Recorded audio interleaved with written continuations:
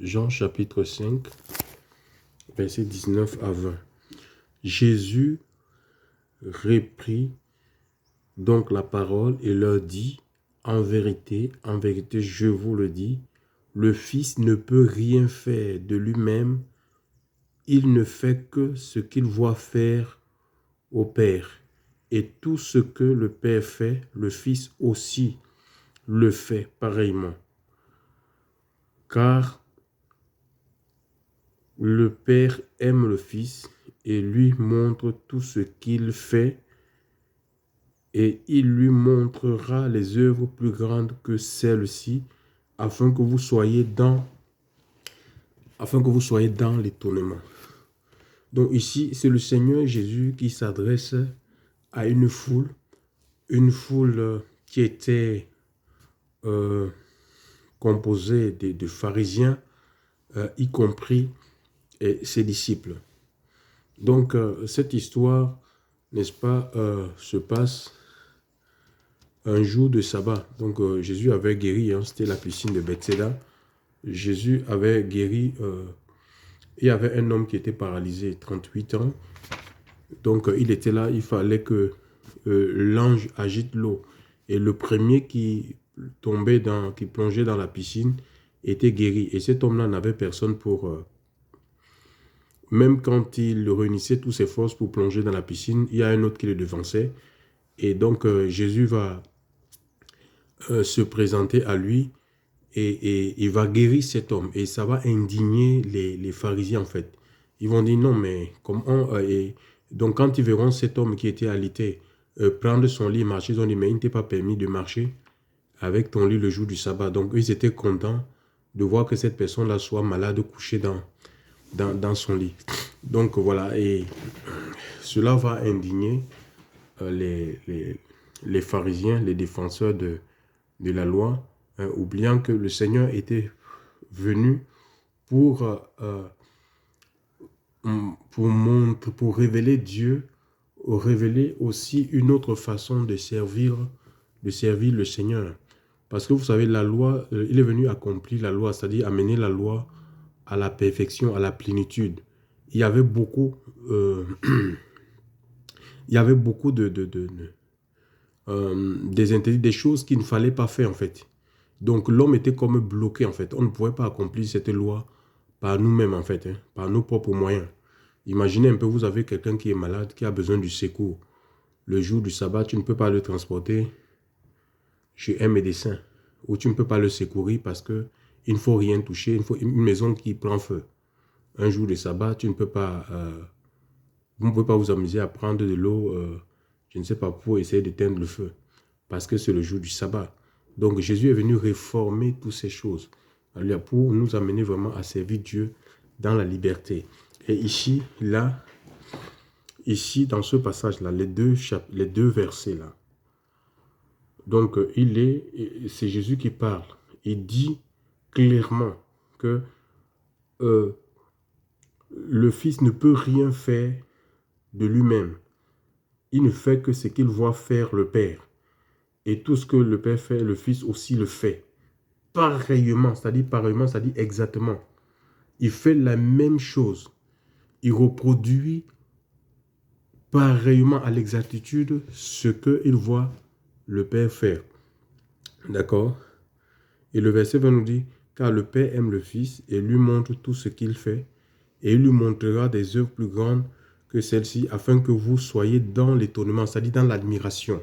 Donc le Seigneur veut, il veut que nous accomplissions des choses qui émerveillent le monde, des choses qui étonnent, qui amènent les gens à dire non, mais à admirer, à désirer l'œuvre de Dieu, à désirer le Seigneur, surtout à dire non, je dois m'engager à servir Dieu. Mais et pour cela, ici, quand nous lisons ce passage, nous voyons qu'il y a une relation de dépendance en fait. Parce que ces choses-là qui étonnent, qui émerveillent, on ne peut pas les accomplir ou faire les choses de Dieu, on ne peut pas les accomplir s'il n'y a pas une vie de soumission vis-à-vis du Seigneur. Donc on voit ici que Jésus, sur la terre, il était fils, les enfants sont soumis à leur père, d'accord? des enfants, un enfant, normalement, il dépend de son père. Donc, il est le fils. Je vous le dis, le fils ne peut rien faire de lui-même. Il ne fait que ce qu'il voit faire le père. Donc, on voit qu'il y a une relation de dépendance. Donc, il est fils, il dépend de Dieu. D'accord? Un enfant dépend de son père. D'accord? Donc, et un enfant est soumis à son père. Il peut y avoir des enfants rebelles, mais les enfants rebelles, quels qu'ils ont, les enfants rebelles, parfois, on les déshérite et ils ont droit à des privations. On les prive des choses parce qu'ils n'écoutent pas et on les punit même. Ils ont droit à des privations et des punitions. Voyez un peu. Donc, non, le Seigneur ici, il veut nous faire comprendre qu'en fait, parce que beaucoup ils veulent servir Dieu dans la puissance de l'esprit. Ils veulent que les miracles puissent accompagner leur ministère. Mais, mais cela n'est possible que si nous acceptons, chers frères et sœurs, de mener une vie de dépendance, d'accord, en tant qu'enfant de Dieu, en même temps en tant que disciple. Parce que, en fait, le disciple ne peut pas être plus grand que le maître. Jésus, sur la terre, était disciple de Dieu. D'accord? C'est Dieu qui l'a formé. C'est Dieu qui l'a envoyé. Et il ne peut que reproduire, parce que le disciple est le dépositaire d'un enseignement, l'enseignement de son maître, et dans le but de perpétuer cet enseignement. Il défend une certaine ligne, une vision des choses. D'accord? C'est comme ça. Timothée l'a été pour l'apôtre Paul. Donc, et nous voyons aussi Élisée. Élisée a été disciple. Et c'est des gens qui peuvent reconnaître, en fait, parce qu'Élisée a été disciple. Fut disciple d'Élie. Et nous voyons que quand Élie fut enlevé dans un char de feu, Élisée, quand il est retourné, l'Écriture nous dit, parce qu'il avait traversé le Jourdain avec son maître. Et son maître Élie, de son vivant, avait roulé le manteau, il avait frappé le Jourdain s'est partagé à deux. Élisée, quand il est rentré, quand il a pris le manteau du prophète Élie, il a reproduit la même chose. Il a roulé le même manteau, le manteau qu'avait Élie. Il a frappé le Jourdain s'est partagé en deux. Donc, il a reproduit la vie du maître. D'accord? Tout ce que le maître fait, les miracles que son maître faisait, ces miracles étaient avec lui. C'est ça en fait. Et le disciple ne peut pas être plus grand que le maître. D'accord? Mais l'Écriture dit que dans le livre de Jean, c'est dans le livre de Jean chapitre 6, verset 40, mais que tout disciple accompli, le disciple qui est mûr en fait, quelqu'un qui accomplit, c'est quelqu'un qui est mûr, qui est il a eu toute sa formation, il est aguerri. D'accord? Il a l'accréditation pour opérer. L'Écriture dit qu'il est comme le maître. Ça veut dire que si nous disons être disciples de Jésus, nous sommes appelés, et il le dit même dans Jean 14, 12, celui qui croit en moi fera les œuvres que j'ai faites, il en fera de plus grandes parce que je vais au Père. Donc ça veut dire que si nous sommes disciples de Jésus, ben, nous sommes amenés à reproduire sa vie, à vivre comme il a vécu et à exercer comme lui, il a exercé. D'accord? Si les miracles ont accompagné le maître, les miracles doivent accompagner notre service. D'accord? Si le maître, les gens étaient émerveillés par la façon dont il vivait, il agissait, il opérait. Les gens étaient dans l'étonnement, l'admiration. Chers frères et sœurs, il faut qu'il en soit ainsi aussi de notre service. Mais qu'est-ce que nous constatons aujourd'hui, chers frères et sœurs, qu'au lieu que nous qui disons être chrétiens, disciples de Yoshua, hein, au lieu que le monde soit étonné, le monde soit dans l'admiration de voir l'action de Dieu, l'action du Saint-Esprit nous accompagner comme dans les actes des apôtres. La Bible, dans les actes des apôtres, on voit l'action du Saint-Esprit. Chers frères et sœurs, on voit des guérisons, des transformations, des résurrections. Mais qu'est-ce qu'on voit, qu'est-ce que le monde assiste? Le monde assiste plutôt à un scandale. Il y a un scandale. Les gens ne sont pas étonnés, mais ils sont plutôt scandalisés de voir comment des pasteurs ont transformé l'œuvre de Dieu en source de revenus, en fait. Hein. C'est devenu comme une entreprise, en fait. Les églises sont devenues des entreprises où il faut faire du chiffre. Il faut de l'argent. Les gens se soucient plus de comment le compte bancaire va augmenter plutôt que de se soucier des âmes, de s'asseoir et dire, mais comment est-ce qu'on peut faire pour gagner une ville? Comment est-ce qu'on peut faire chercher Dieu dans le jeûne et dans la prière pour recevoir des stratégies afin de gagner, de dépeupler le monde des ténèbres pour le royaume des cieux. Le monde, au lieu d'assister à l'admiration, d'admirer l'œuvre de Dieu, un peu nous voyons avec le Seigneur lui-même, les disciples, les gens, ils sont plutôt scandalisés, ce sont les scandales. Le monde assiste plutôt à des scandales sexuels, hein, des pasteurs qui violent les petites filles.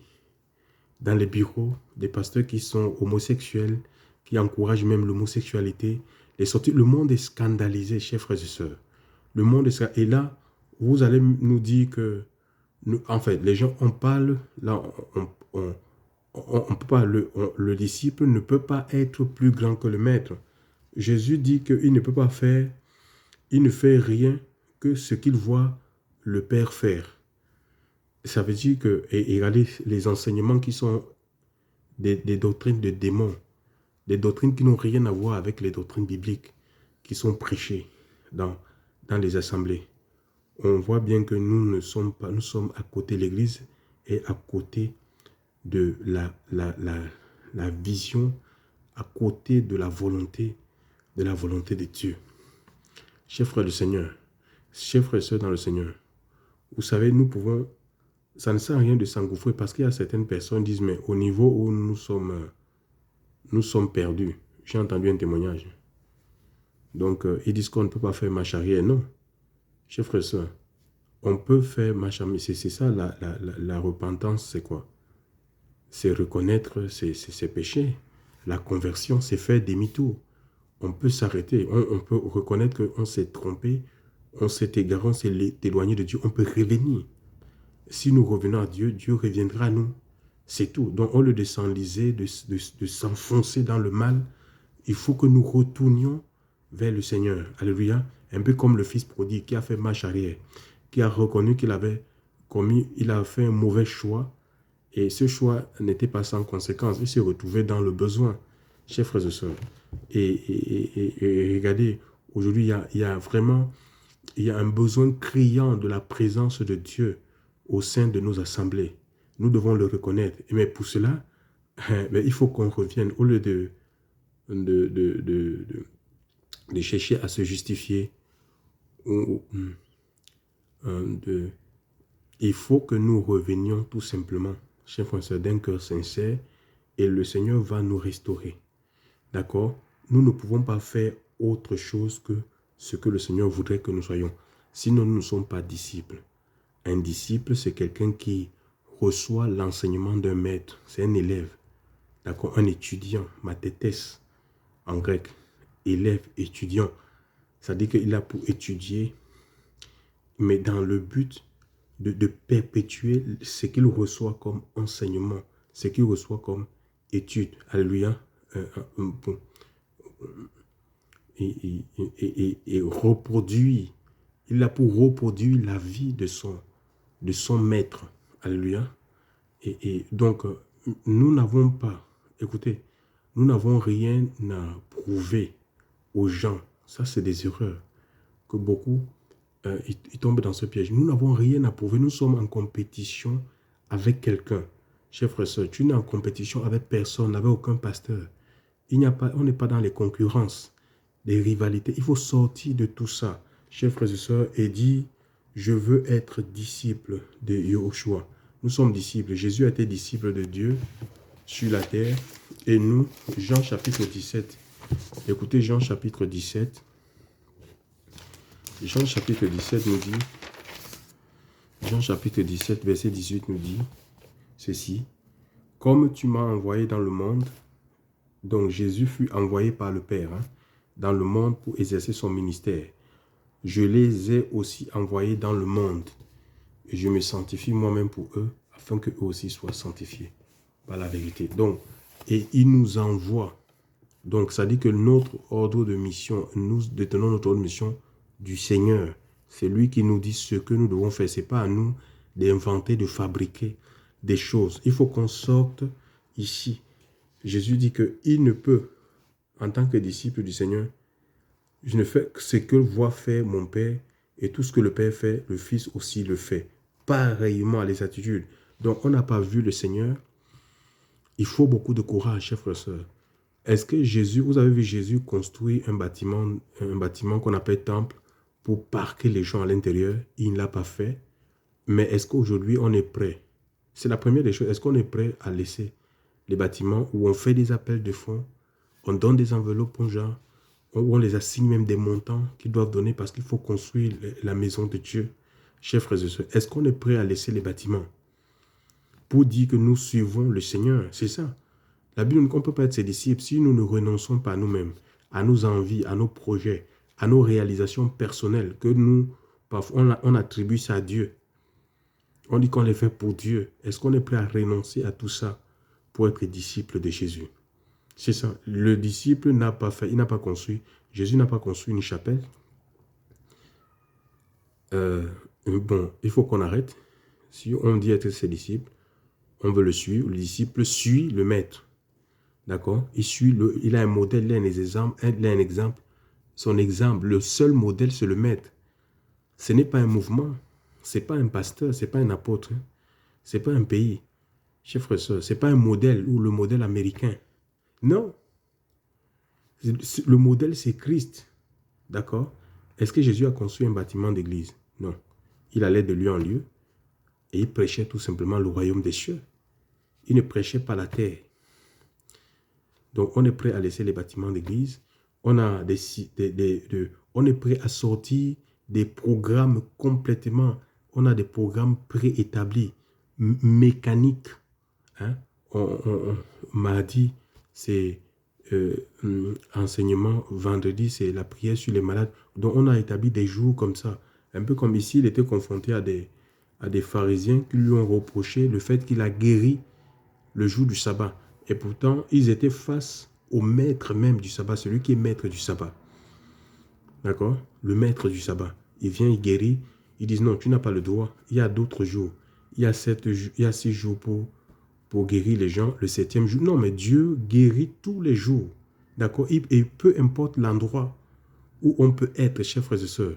Donc, il faut qu'on retourne. C'est une vie de dépendance, tout simplement. Nous sommes appelés, on doit revenir vraiment à dépendre du Seigneur pour que lui, il se serve de nous, qu'on accomplisse les choses qui sont dans le cœur de Dieu. Ce que Dieu veut qu'on fasse. D'accord? Et c'est partout. Même dans les maisons, Jésus a guéri. La belle-mère de Pierre, c'était dans une maison. Chef frère, c'est comment tu vas rencontrer un malade dans la rue? Jésus guérissait les gens même en marchant. Tu vas dire non, mais oui, oh, tu es malade. Ouais, mon pasteur est... Attends, nous avons les séances de prière sur les malades. Tu rencontres quelqu'un lundi. Tu lui dis que les séances de prière sur les malades, c'est vendredi. Vous vous rendez compte? Et entre-temps, mais cette personne peut mourir. Réfléchissons un peu. Et pourtant, nous-mêmes, en tant que disciples, tout le monde est disciple, qu'on soit un homme, qu'on soit une femme. Il dit, voici les signes qui accompagneront ceux qui auront cru à mon nom et chasseront les démons. Il parle dans le livre de Marc 16. Il n'est pas dit, voici les signes qui accompagneront les pasteurs, les apôtres, les prophètes. Il dit, voici des signes qui accompagneront ceux qui auront cru à mon nom, dont nous marchons avec les signes. Chers frères et sœurs, les signes doivent accompagner notre ministère, notre service. D'accord? C'est l'Esprit de Dieu que nous avons reçu en nous qui produit ces signes-là. Donc, peu importe l'endroit où on peut se trouver, s'il y a une occasion pour prier, pour exercer le ministère de Christ, parce que le ministère même ne nous appartient pas, c'est le ministère de Christ. D'accord? Pour exercer le ministère, on ne doit pas se priver de le faire. Donc, il faut qu'on sorte de ce fonctionnement complètement mécanique, un fonctionnement routinier. On sait Dieu par routine. Les habitudes religieuses. On est dans les habitudes religieuses. Vous voyez? Et ça bloque l'action du Saint-Esprit. Non pas que l'Esprit est là, mais il faut qu'on sorte de cette façon de fonctionner vraiment pour être à l'écoute de la voix de celui qui nous a appelés. D'accord? Ainsi, nous allons accomplir des choses admirables, chers frères et sœurs. Parce que vous savez, ce qui nous garde du péché, c'est la présence de Dieu. Donc ça demande, c'est une vie, on a besoin d'être constamment renouvelé. Hein. Ce n'est pas qu'on est fort. Hein. Donc maintenant, si nous, on empêche l'Esprit de Dieu de nous visiter, de nous renouveler, si vous lisez les apôtres, la vie des apôtres, ouais, dans Acte 2, ils sont puissamment visités. Vous allez voir Acte 4, le Seigneur leur revisite à nouveau. Donc, ils vont de baptême en baptême. Tous les livres des Actes, on voit le baptême de l'Esprit, en fait. Hein. Vous voyez, ils sont constamment renouvelés. C'est comme ça. Et c'est ce qui nous maintient dans la sainteté. L'Esprit de Dieu, c'est un Esprit saint. Hein, nous sommes dans le monde, il y a des pressions, chers frères et sœurs. Hein. Sans la présence de Dieu, on est faible. Hein. On va pécher facilement. Et on a besoin de constamment, et ça demande de rester vraiment comme un enfant, dans la dépendance. Et Dieu te fortifie intérieurement, il te donne la force pour que tu ne pêches pas, pour que tu ne cèdes pas aux pensées impures, chers frères et sœurs, dans le Seigneur. Ça, c'est le secret en fait. Hein. Ce n'est pas de savoir beaucoup de choses sur Dieu. Il faut vraiment de rester comme un enfant, de faire entièrement le Seigneur, qu'on va dire, Seigneur, tu conduis ma vie, tu guides ma vie, c'est ce que le Seigneur veut. C'est ça un disciple. Un disciple, c'est quelqu'un qui se laisse guider. Il se laisse guider par le maître. Chers frères et sœurs dans le Seigneur. Donc, si aujourd'hui on voit, il n'y a pas de résultat pour l'église d'aujourd'hui, elle est complètement, quand on la compare avec l'église est à l'église de Jésus, l'église de la Bible, où les disciples que nous disons être aujourd'hui, quand nous nous comparons un peu avec les disciples de la Bible, on voit que c'est, il y a un grand écart, hein, il y a un gros fossé en fait. Hein. Donc, et pour cela, ce fossé peut être comblé si tout simplement nous revenons dans la parole de Dieu, parce que les écrits sont là pour nous montrer le chemin en fait, pour nous montrer le chemin. Quand on se gare, les écrits ça reste, c'est là pour nous montrer où est-ce qu'on s'est égaré et quelle est la direction que nous devons emprunter. Et je crois que le fondement, il n'y a pas deux fondements. Et l'Église est fondée, Éphésiens 2:20, sur... L'Église est bâtie sur le fondement des apôtres et des prophètes. Jésus étant la pierre angulaire. Donc le modèle ici, c'est le modèle apostolique. Ce n'est pas le modèle américain, ce n'est pas le modèle français, ce n'est pas le modèle africain. Il faut qu'on sorte de tout ça. Hein? Donc, pour suivre le modèle apostolique et l'esprit qui a accompagné ces apôtres-là, par des signes, des miracles, nous dit l'Écriture, la parole était confirmée. Et c'est le même esprit sera avec nous, chers frères et sœurs. Et les gens, ils seront étonnés, en fait. Ils seront étonnés de voir l'action de Dieu au milieu de nous. Donc, disciple du Seigneur ou disciple des hommes. Si tu veux être un disciple des hommes, tu accompliras des choses des hommes. Tu accompliras la volonté des hommes. Tu ne vivras pas la volonté de Dieu pour ta vie, le dessein de Dieu pour ta vie, mon ami. Donc, disciple du Seigneur. Et quand on est disciple de Dieu, mais le Seigneur peut nous dire des choses qui ne dira peut-être pas à notre dirigeant, qui nous sont propres, qui nous sont personnels, chers frères et sœurs, sans que le dirigeant ou le responsable soit au courant. Et même un vrai dirigeant, parce que si il peut arriver, nous avons dans la Bible Samuel qui était visité par Dieu, et Élie, pourtant qui était sacrificateur, qui était un prêtre confirmé, aguerri, hermétique, émérite, pardon, autant pour moi, un prêtre émérite, compétent, il est allé le voir. Et ce prêtre-là, il n'a pas été jaloux. Il lui a dit, bon voilà, que si tu entends, ben c'est à toi reprise. Une voix, il entendait une voix. Le Seigneur était en train de l'appeler et lui a dit que si jamais tu entends encore une voix, une telle voix dit, parle, ton serviteur écoute. Donc aujourd'hui même, tu peux aller voir un pasteur pour lui parler du projet que Dieu a mis dans ton cœur. Il va dire non, ça ne vient pas de Dieu. Il va te décourager. Au lieu de dire est-ce que tu as prié ou bon voilà, nous allons chercher la face de Dieu pour que le Seigneur aussi puisse me le dire pour avoir confirmation. Non, il va complètement te décourager. Il va te dire ça ne vient pas du Seigneur. Et c'est comme ça que les ministères sont brisés. Les gens, ils sont comme ça, ils sont cassés, ils n'arrivent pas. Ils sont étouffés. Ils sont étouffés, ils n'arrivent pas à s'épanouir. Et pourtant, le Seigneur veut l'épanouissement pour chaque enfant de Dieu. Alléluia. Donc, voilà, il faut que nous... ça demande beaucoup de courage. Hein. Ça demande beaucoup de courage pour avancer, pour progresser dans les voies de Dieu. D'accord? Parce qu'on sera toujours confronté à l'opposition. Et l'opposition, ça peut être même à l'intérieur, au sein du groupe où nous évoluons. Ça, il ne faut pas l'oublier. Mais le royaume des cieux, ce sont les violents. Mon frère, ma soeur, ce sont les violents qui s'en emparent. Disciple de Dieu, disciple des hommes. Si tu acceptes d'être disciple de Dieu, mais le Seigneur va t'accompagner. Dieu t'assistera. D'accord? D'accord? Et tu feras des choses qui sont dans la volonté de Dieu pour ta vie, qui vont réjouir le cœur de Dieu. Mais si tu veux être disciple des hommes, mais tu vas voir comment tu ne grandiras pas. Tu vas être dans la frustration, l'amertume, c'est du temps perdu. Tu vas gâcher ton temps. Tu vas gâcher ton temps, mon ami. Donc, et le temps est tellement court. L'apôtre Paul nous demande de racheter le temps. Le temps est tellement court, mes amis. Donc, nous devons saisir toutes les occasions que le Seigneur nous donne pour pouvoir élever son Saint-Nom, pour pouvoir le servir, et nous rassurer que nous sommes dans sa volonté, nous sommes dans son plan. Que le nom du Seigneur soit béni. Et vraiment, soyez fortifiés ce matin. Devenez disciples du Seigneur et non disciples des hommes. Et vous verrez que lui-même va se servir de vous. Ce n'est pas un problème. Notre condition sociale n'a rien à voir.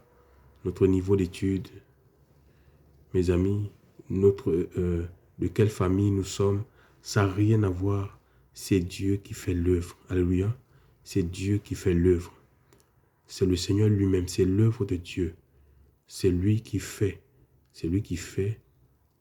Et donnons-nous la possibilité, tout simplement, de faire à travers notre vie, que des instruments entre ses mains. Que le nom du Seigneur soit béni. Père, je vais te rendre grâce encore ce matin, Seigneur. Mon Dieu, mon Père, et je veux reconnaître que nous nous sommes trompés. Nous sommes rentrés, nous avons servi, Seigneur, longtemps, de manière mécanique, enfermés dans des ornières de religion, des dénominations.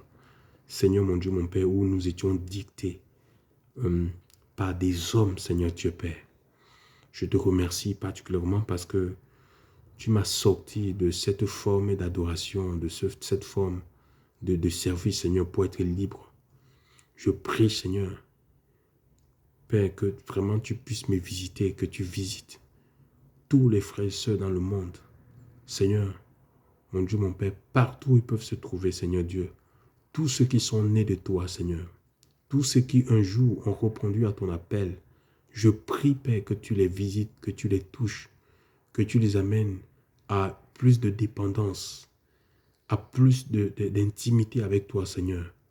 Que tu nous sortes de tous les liens, s'il y a les liens, les jougs que les hommes ont posés, Seigneur, des dictats religieux, Seigneur Dieu.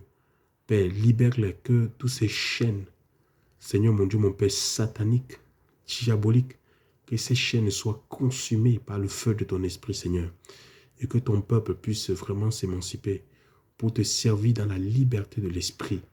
Je te dis merci, Seigneur, parce que tout ce que tu fais est bon, Seigneur Dieu. Sois loué, Seigneur, sois adoré, sois célébré pour tout ce que tu fais, Seigneur. Je prie que tu ravives, Seigneur, que tu ravives ta présence.